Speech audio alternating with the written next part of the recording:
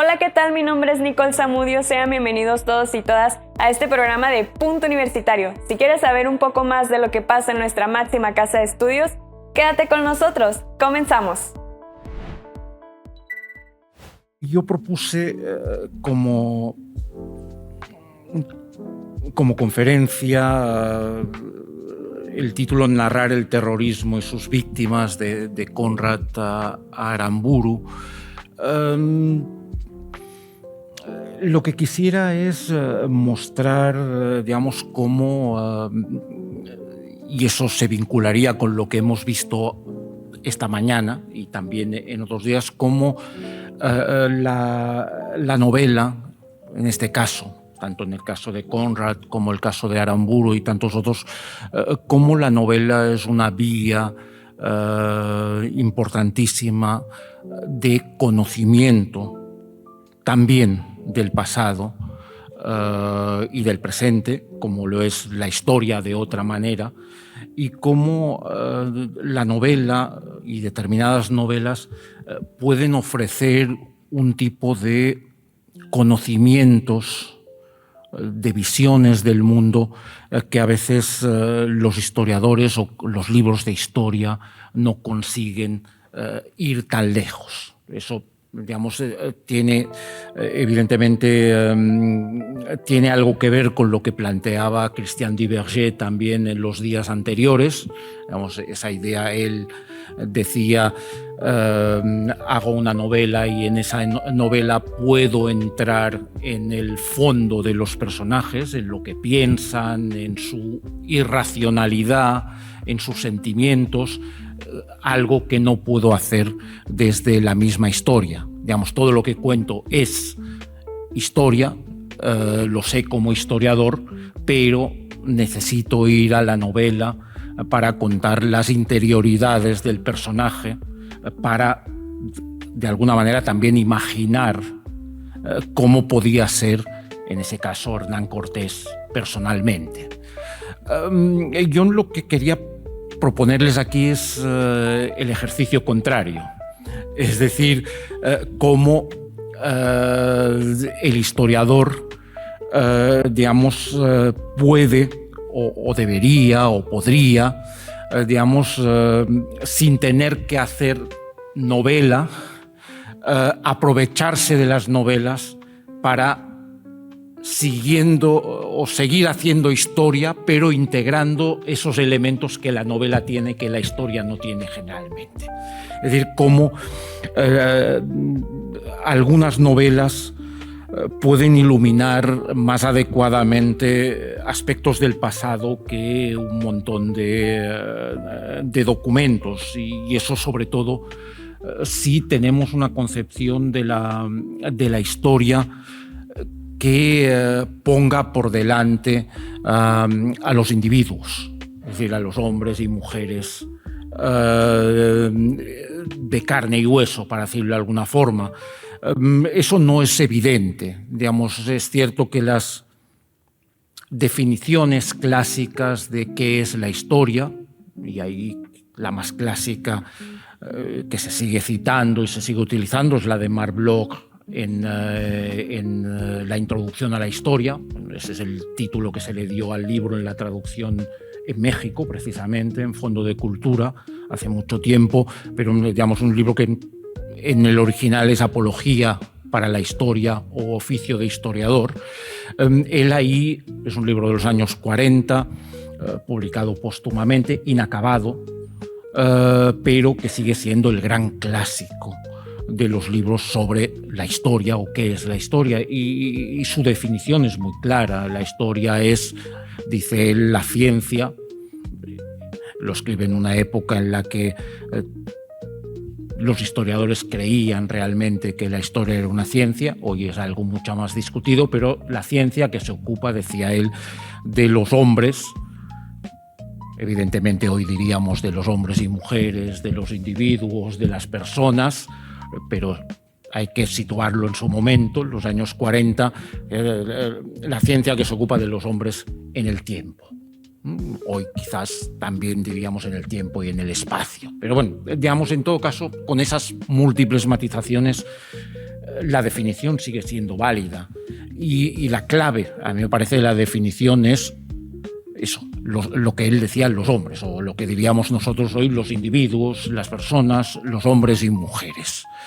Y durante buena parte del siglo XX los historiadores lo dejaron, es decir, se olvidaron un poco de ese núcleo de la definición de qué es la historia y privilegiaron más bien las estructuras de todo tipo. Las naciones, los estados, las clases sociales, todo lo que... Y en cambio los individuos quedaban un poco diluidos.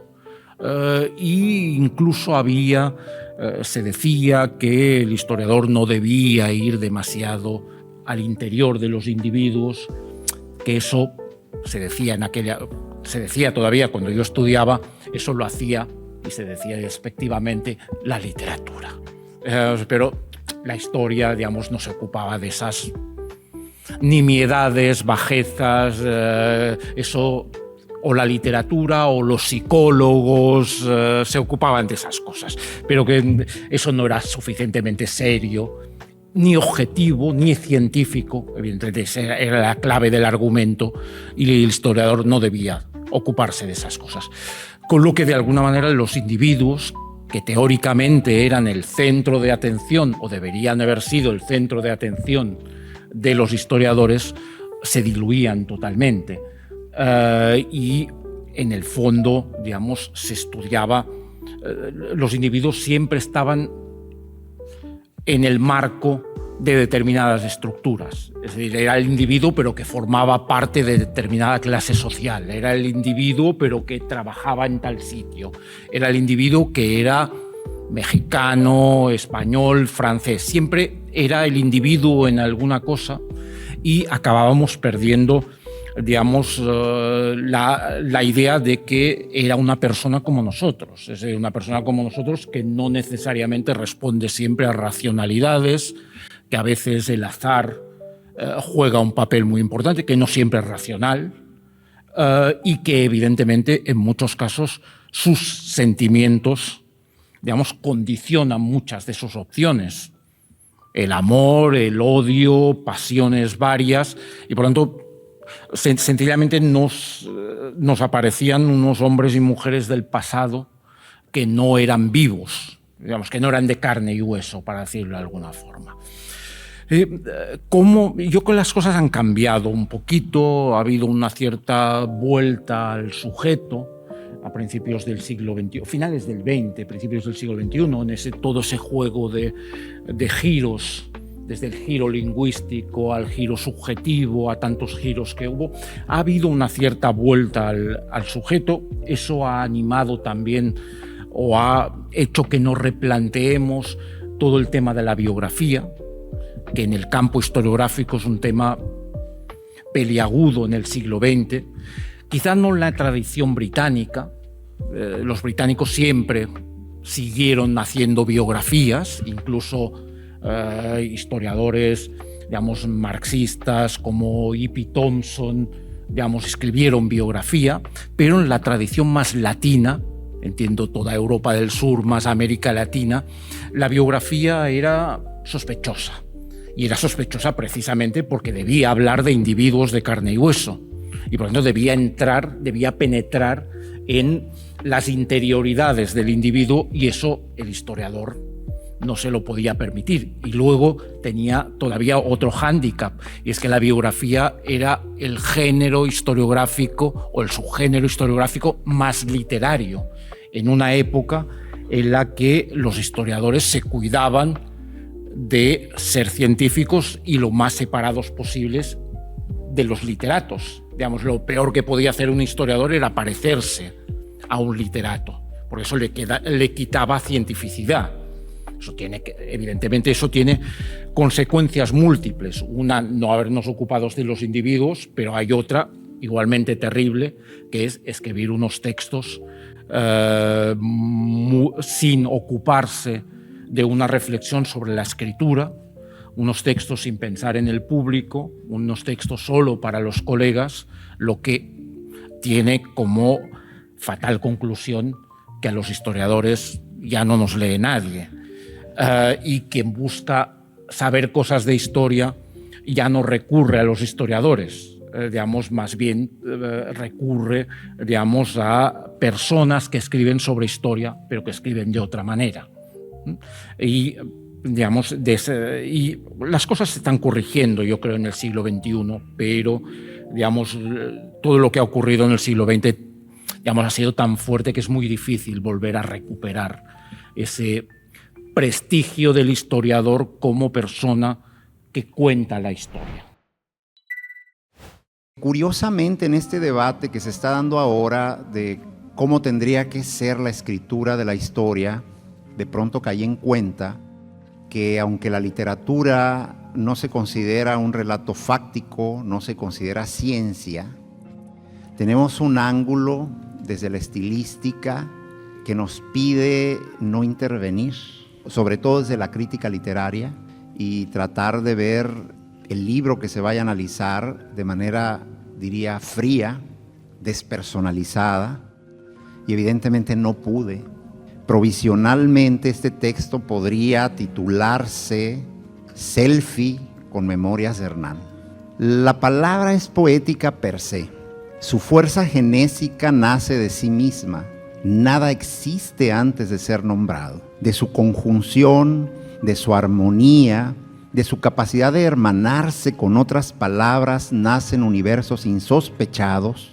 En sintonía con el pensamiento, crea espacios sublimes. La imaginación habita entonces la realidad hasta mimetizarse con ella en una dialéctica que nos permite soñar despiertos y de vez en vez materializar los sueños en acciones que vuelven a ser materia para la imaginación, para la creación artística. Cortés es un estratega extraordinario. No se entiende de otra manera lo que ocurre del 19 al 21. Además, si pensamos, es asombroso que en un par de años se haya generado una transformación como la que se generó. Entonces, creo que nadie duda ya que Cortés fue un gran estratega.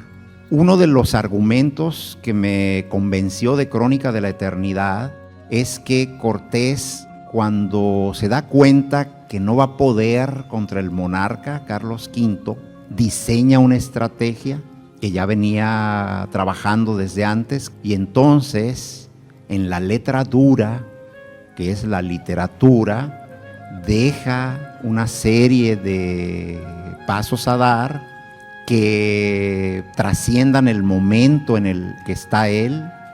Y miren en cuántos años hace de aquello y seguimos hablando de Cortés y de su obra. Y a mí me sorprendió mucho cuando descubro, leyendo Crónica de la Eternidad y Memorias de Hernán, que López de Gómara, que es este autor que se interpela en la historia verdadera, como que no es completamente fiel a los hechos, etcétera, pues resulta que vivió en la casa de Cortés. Cortés le ayudó, digamos, siendo amables, a escribir el libro, pero Cortés se guarda mucha información.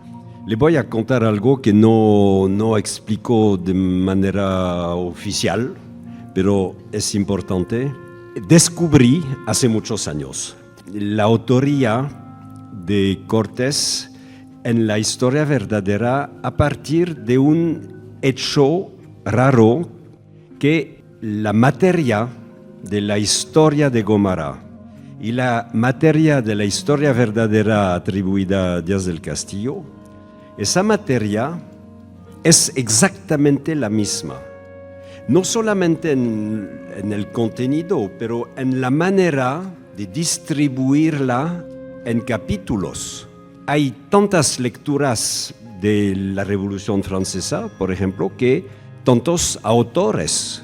En el caso de la conquista de México, la sorpresa era que la historia de Gómara, que se llama Historia de la Conquista de México, en la historia verdadera, en la historia de Gómara, la materia es absolutamente la misma, capítulo por capítulo.